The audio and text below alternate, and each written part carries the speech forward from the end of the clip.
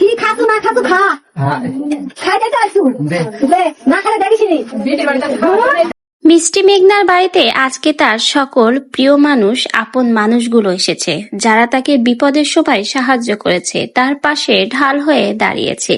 সুসময়ে মিষ্টি মেঘনা তার কিন্তু সেই প্রিয় মানুষগুলোকে ভুলে যায়নি। তাই তো আজকে মেঘলার বাড়িতে তার প্রিয় মানুষের সমারোহ।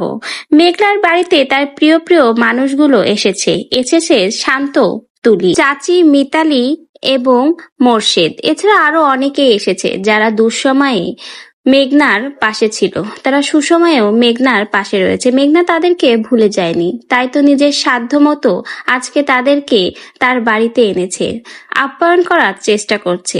মেঘনা চেয়েছে এই মানুষগুলোকে সে ভালোবাসতে, তার পাশে রাখতে। তাই তো মেঘনা তার সাধ্য মতো তার বাড়িতে দাওয়াত করে আজকে খাইয়েছে এই মানুষগুলোকে।